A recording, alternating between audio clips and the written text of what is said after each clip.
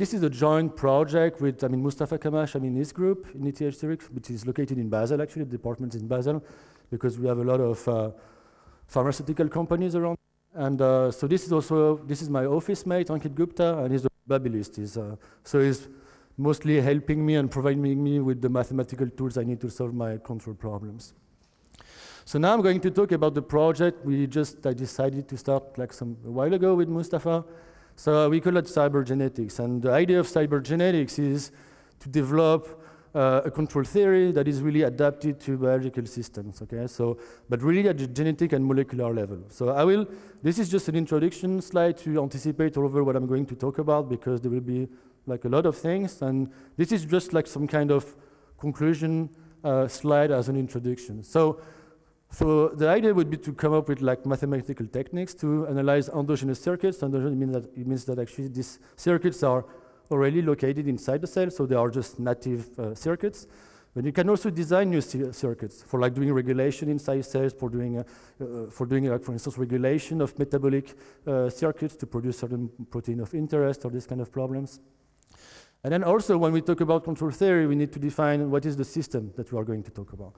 And the systems I'm going to talk about today are either a single cell, so you will be interested in controlling a single cell, for instance, the abundance of a molecule of interest inside a single cell, or you can just at the population level. So instead of having a single cell, we have just like a batch, and we have like thousands or millions of cells inside, and you would like to control, like for instance, the average abundance of some molecules inside the cells, but across the whole population. So that's what we call population control.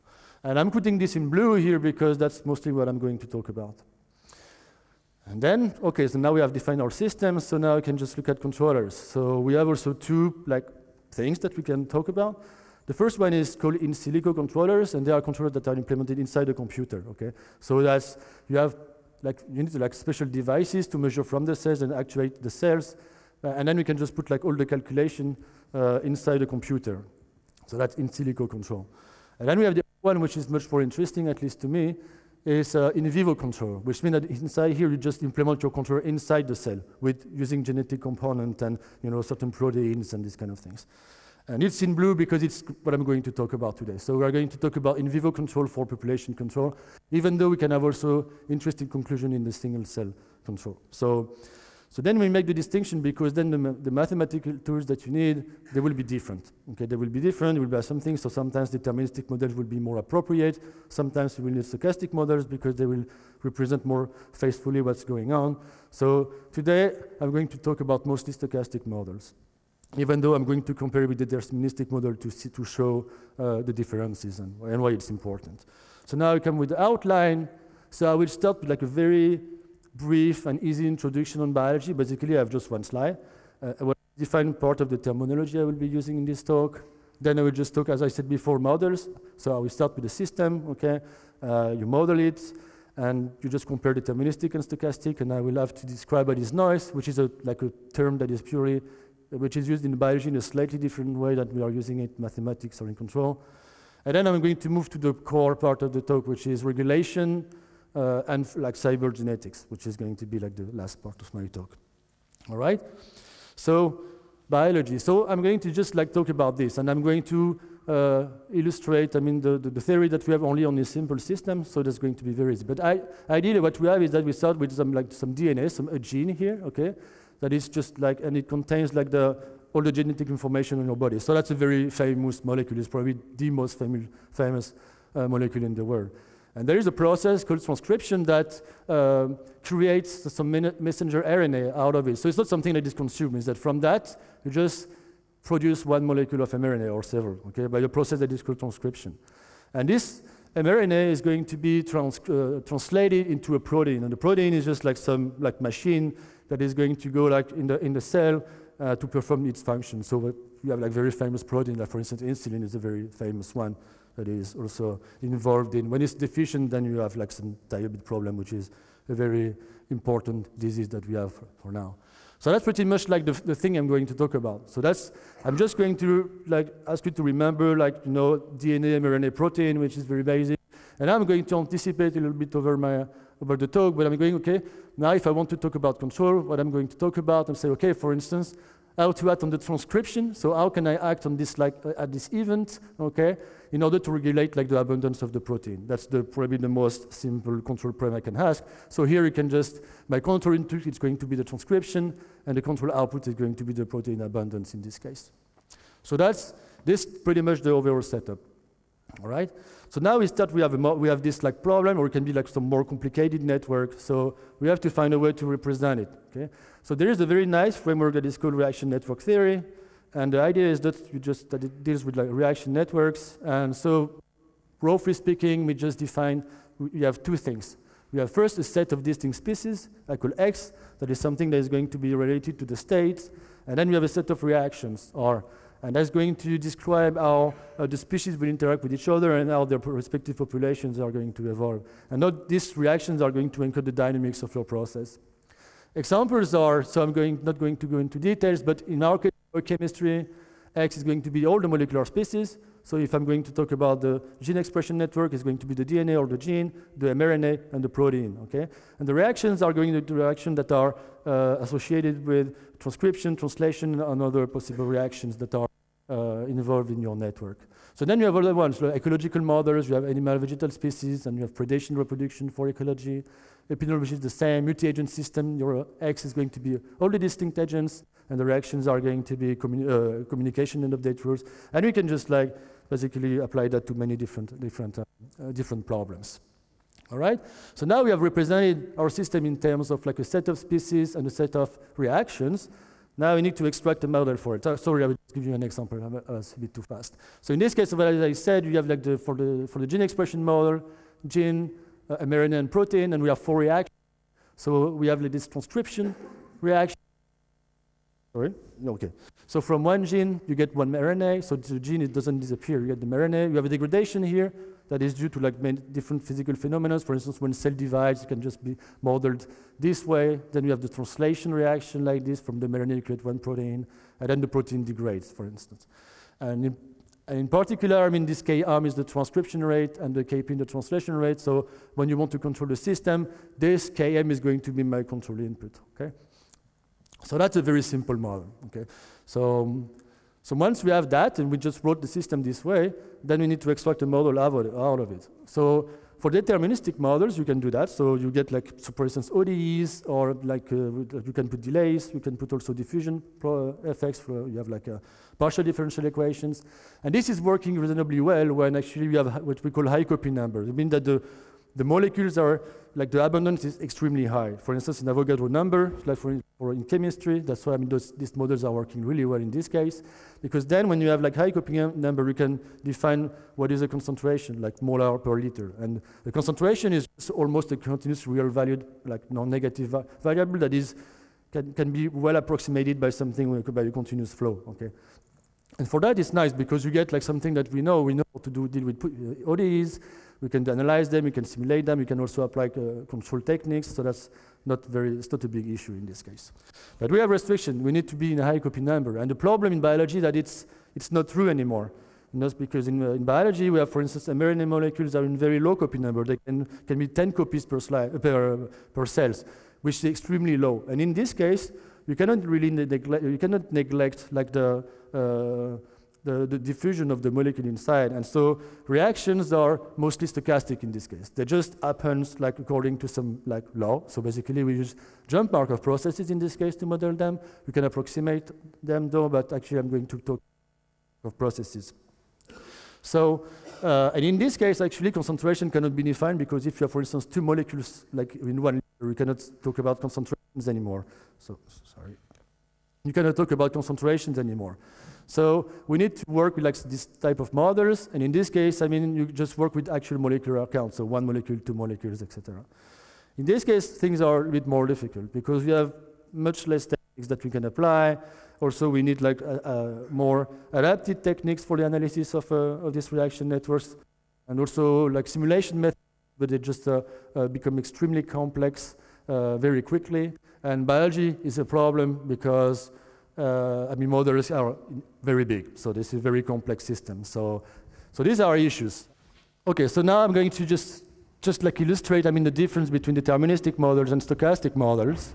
So the thing is that what we call noise in biology is something that is not related to really noise, I mean, in mathematics or something. It's not like a Brownian motion or this kind of things. I mean, they use the term noise to say it's randomness. It's like a stochastic process, regardless of the fact that what type of like the physical properties is the noise. So when I'm going to talk about noise, I mean, understand it as randomness, okay? So in this case, it's going to be randomness in the interactions, but noise is everywhere, like in biology, because, for instance, mutations are random, for instance, at least as we understand it so far. We have also like a phenotypical randomness, which means that two identically individuals, I mean, like identical individual will look different, okay? So for instance, you can have like in animals and bacteria, you can see that, I mean, you can have the same genetic code, but still look different. And then I'm going to focus mostly on this one, is that actually molecular counts inside a single cell is low. So I said like sometimes it's the order of 10, and then you have noise because of this like distance. So you have to wait for the molecules to diffuse and to just interact with some others, and this is well modeled by a stochastic process. And then we have another thing is also what we call a high cell-to-cell variability, is that also two cells that are exactly the same, they will, if you measure like the protein abundance of them, you can have like huge discrepancy, okay? So that's something that you need to take into account. And these actually are also, they are not very strict. I mean, people are talking about noise, intrinsic, extrinsic, but there is no very careful definition, which is a problem because people don't talk about the same thing most of the time. But I'm going to just focus here on the noise in the firing of the reaction, which means the reaction will just a random process, so they will be basically Poisson processes in this case. And I'm going to define this as the intrinsic noise, and I remove the extrinsic noise in this case. And now I'm going to ask you this question: is this noise detrimental, or is it beneficial, or is it both? Because I mean, from an evolutionary perspective, actually, if noise was a problem, I mean, cells would have evolved to remove or to suppress it somehow. I mean, the thing. Well, in this case, I mean, noise is still very a dominant feature of cells. So, for instance, I can show you this like a stochastic color switch by Gardner, which is actually it's a very abstract model for it. Okay, it's slightly more complicated, but basically you can just write it this way. We have two molecules, X1 and X2, and we have two inhibition reactions. Okay, so this is a negative input. This acts negatively on that, so it's a doubly negative feedback loop. And in this case, you can show that due to noise, you can oscillate between basically two binary states, high and low, and high and low, for instance. Okay? And you can switch between them only because of noise. Because if you were deterministic, you would just simply converge to one state or the other and stay there. So in this case, noise allows you to switch between things, which can be beneficial in this case. So if you write down the deterministic system, then you don't have this behavior. This is slightly more complicated, but it's a circadian clock model, so it's just an oscillator that we have like in the cells in our body that is oscillating with a period of 24 hours. So it's just like the day-night cycle. And so depending on like this circadian clock, then it activates or deactivates like different like bodily functions. So in this case, if you write down the deterministic system, it doesn't oscillate at all. And in this case, the presence of noise allows it to oscillate very nicely. So that's something which is nice. So to summarize here, noise allows you in certain cases to just to achieve certain function in a quite robust way. So we can have oscillation, switching, I showed you, but you have also like amplification effect that exists. It's called stochastic focusing, entrainment, and probably some other things. And I will call them like noise-induced properties, okay? Because if you write down the deterministic model, you don't get this property. If you just make it stochastic, then you have this property. And so now I'm asking this like additional question is that, do we have such thing when you do like control? So do we have like a noise-induced property? And that sounds a little bit paradoxical because when you talk about regulation, you just talk about stabilizing something around like a desired steady state, which is contradictory with the fact that you have something that is going to jump all around all the time. So now I'm going to show you that whether it's the case or not. So, right? So I have a very small part on regulation in biology because I wanted to cover that because of course, I mean, regulation exists in biology. Everything is regulated. So I will just define a bit of terminology. So regulation, this is probably everyone knows, but regulation that I'm going to talk about is just you want to just stay around the desired steady state and possibly reject constant disturbances. And we know that in this case, we need to put an integral action. So if you put an integral action in a controller, you're going to be able to just ensure this property for the closed loop system, right? So that's actually the thing that we would like to do in biology, okay? So now so you have homeostasis, which is a very loose, is that, for instance, living organisms do have to regulate their internal state. So if you have like some environmental disturbances, like an increase of like temperature, or you can have also like some acidity or saltiness or these kind of things, the cell has to react to like counteract this disturbance so that it can survive, otherwise it's gonna die. So, and then if you talk more at the like biochemical level, they have the thing that is called perfect adaptation, which is the property that is exactly disturbance rejection. For instance, you have like some, you have a stimuli, okay, and the molecules, the molecule abundance has to go back to the pre-stimulus level. So basically, is what we are calling disturbance rejection. So and there is a lot of papers out there on perfect adaptation, and so we need regulation motif to do that, okay. And it's also now it's clearer and clearer because some people have been interested in these problems. Also, is to clarify the relationship between integral control and this perfect adaptation circuit that we can find like in existing cells. So two very well-known motifs are there. So there is the first one, which is a negative feedback loop motif, and this one is the incoherent feed-forward motif. So this one actually is just like you have an input, and it drives this output node, and then you have like this negative feedback loop. And you know, when you have that, this increase, this increase, this increase, so it goes up, and then you have like this negative feedback loop that is going back and correct. And if you have perfect adaptation, this one can be shown to be to contain an integrator. And same thing here, except that it's different because you don't have any feedback loop. Here in this case, you have like some fast like link here. So when this is increased, this increases, this increases. But then in turn, at the same time, this one will increase, and this will act negatively here. So then we'll have a delay on this branch, which is longer than this one. So this is responsible for the rise because this one is faster, and it goes down because this loop is this part is slower. And you have also like some kind of regulation, but using feed-forward in this case. And when this one has adaptation, using like change of variables, you can show that you have an integrator in this case. So we have that already. And so the problem in this is that actually, this is actually the problem when people are analyzing regulation motif is that they just take something as a whole. You know, they take the system and the controller and they say, okay, this network has adaptation, this network doesn't. But now I'm asking a question that, I mean, you want to design something. You start with a network and you want to make it adaptive, okay? So you want to make it up. So you need to have like some more like modular approach, okay? And so this also is like a bit like limiting because it's only working when the input is there, but if you perturb this where it doesn't work, if you perturb here it doesn't work, if you perturb on this edge it doesn't work. So it's something which is very fragile, while actually we know that biology is extremely robust. So the idea here is that, I mean, we would like to have something which is a bit more control theoretic, okay? And then also it's unclear what's going on in the stochastic setting because most of the analysis is done in a deterministic setting most of the time. All right. So that motivates actually the last part, which is cybergenetics. So I'm going to define actually now a more control theory problem. So in this case, actually, this is going to be, I start with the reaction network.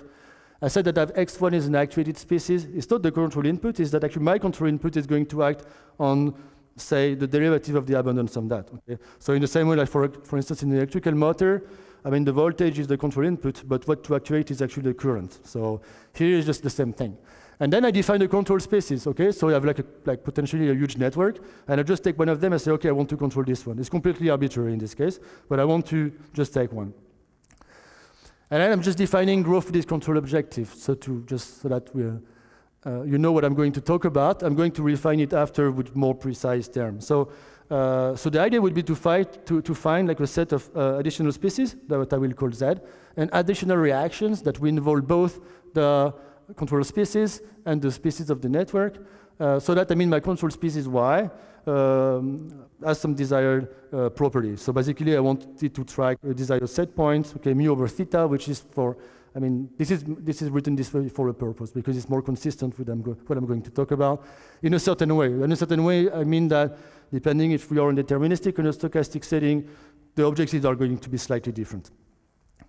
And I'm proposing this one. So this is what we call an antithetic integral controller. So that's a controller that has an integrator in it, which is a little bit hidden.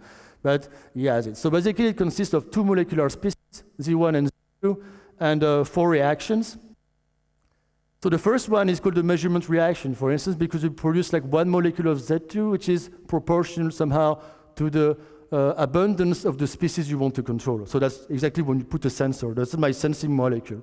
Okay, the phi here is just like empty. It means that actually it just creates out of nothing. Okay, it's just like a pure burst event that just depends on mu. So, and this reaction here, you can see that depends on mu that is involved in my set point here. So it's part of the to the reference. So that's why we are calling it the reference reaction. Then we have a comparison reaction that actually implement kind of a subtraction, and also will correlate my molecular species. This one is a bit more complicated to motivate, but it has a stabilizing behavior for my controller. And finally, I have my actuation reaction, and I produce one molecule of the actuated species, okay, X1, that is proportional to one of the molecules of my controllers, that one. And that's actually but implement my my control input. And then I have all these parameters here, okay, that are sorry. So and then I can choose this one. Okay. So now this is just like I would just put it right away. The other one is just like to just like compare. So that's the usual like feedback loop you have with the integrator, the gain, the system with some disturbance here, the reference and the error, and we have pretty much the same thing here. So you have the system, except it's a reaction network. We have some stress somewhere that is just comes like a disturbance. Here, this path is the control input. Okay, so it's the same K, I just put the same K on purpose. This is like some measure, the theta can be one. I mean, theta would be a theta here, for instance, it's like some sensing gain or something like this. And then my subtraction here is just like encoded in this way, and that's actually the input, the reference input that is just analogous to this one. So there is like some parallel in between them. And so this one is interesting. We have to do that because we cannot implement this one exactly for technical reasons. For instance, we need to be able to implement our controller in terms of like chemical reactions. So we cannot do everything we want. So we need to just like stay in the same framework as we model the system. So if you have a system represented in terms of reactions, we need also a controller represented in terms of reactions. All right. So now I'm going to just like this is a very generic result. Okay. So and then I'm going to give you an example on a very simple one. And this is important because it shows, I mean, the difference between stochastic and deterministic. So these are only sufficient conditions, and they are being necessary. So if the assumption that the open loop network, so that the initial network, this one, okay, is locally asymptotically stable, at least I assume that you have a unique equilibrium point, and locally output controllable, then you can also define your state point, which is achievable, which means that actually you can, it's like, I mean, you can find a control input so that actually you can reach this point. Otherwise, I mean, if it's too big, if you take a negative value, it's not possible because it's a positive system. But you can also have, you can set, for instance, like a too big like value here that actually is unreachable by the system. So this actually is a very like natural assumption. And then you have also like some condition on K and theta, for which, I mean, these ones are necessary in order to preserve the stability of the system. So you can find like parameters for which the closed loop system is going to be unstable, which is natural. Okay? This is not something that is really strange. And in this case, the tracking is going to be at the level of the concentrations, okay, because it's the deterministic system. And this result will hold both at the single cell and the population levels. Okay, so that's the thing. And this we can prove it mathematically, like for a wide class of biochemical systems that are sufficiently nicely behaved, so that these kind of things, for instance. And now, if you compare this to the stochastic case, then you will just see that, I mean, you have something slightly different. First of all, I mean, you have the first one, the first one here is analogous to the first one, open loop network periodic, which is a form of like very weak form of global stability for the stochastic dynamics. Okay, and we need also to have this output controllability. Hips globally because I mean we don't have any choice because it's a stochastic process, so all the states are going to be visited, so you need to have this property to be global. While in here you can just like assume like this property to hold locally. And also we have the same thing as before. We need the set point to be achievable, of course. Otherwise, I mean I'm just asking the system to do something that it can't. But here, there is a very big difference, is that here, we have no conditions anymore on the gain and theta, okay? So regardless of the value, we still have like the, we will still have like the ergodicity of the closed loop system, so which means that, I mean, you will have stability of the system and you will convert steady state, okay? And this is kind of nice because, first, I mean, it wasn't expected, and also it's super nice because we can see that noise somehow helps in making the system more stable. Because if you compare to that, this one can be unstable, and this one actually is always stable. I will show you. We don't have a very good explanation for this thing. We have mathematical result, but it's difficult to have like some nice like image or interpretation of that result so far. Here, the tracking is going to be the mean protein number, either at the single cell or the population levels. So this I will show you right after. And actually only in some simple cases, because the theory is much more difficult. Basically, you have to build a pool of functions that are piecewise, like in some places and stuff like this. That's not easy at all. And so we are trying to work to extend this to more complicated networks, but it's unclear whether we'll be able to do it, so at least mathematically. All right, so now we just like do the examples. So I will just remind you like the system at the beginning. So we have like the DNA, the gene, this is the mRNA, the protein, and I want to control the protein abundance by acting on the transcription. So I just plug my system, I plug my controller, okay? And that's the thing that is like different from what people are usually doing, because here is just like something like a module that you plug to your system to control it. So that's actually something that was new for biologists. So, and I'm going to just like redefine again my control problem. Which here I won't need to have the closed loop system to be locally and statically stable, and I need to control the protein concentration in the deterministic setting. And in the stochastic case, I want to be ergodic and I want to control the protein mean. So just two facets of the same problem. All right? So now I have like this big thing that summarizes pretty much everything. So on the top left, you see this is the deterministic model, okay? That's much what you get. So it's the first part, this is X is the system, and this is my controller here. And I have like something similar, but for the mean, for the expectation, the stochastic case. So the first ones are the system, and this is actually the control part. So you can see that actually if I remove this covariance term here in blue, okay, if I just set them to 0, the two models are exactly the same, okay? So which means that this covariance term is non-zero because of the randomness, it's because of the noise. So which means that, but the only qualitative difference between the models is because of that, and this is always stabilizing regardless of your problem. So that's these guys here that are responsible for this noise-induced property. So that's the mathematical explanation. The other one, I don't have it so far. So this is actually exactly what I said. So this is like K here, theta, and this is the bifurcation curve, okay? So if I set K and theta in this region here, I have a stable equilibrium point, and both deterministic and stochastic mean trajectories are converging to the desired steady state.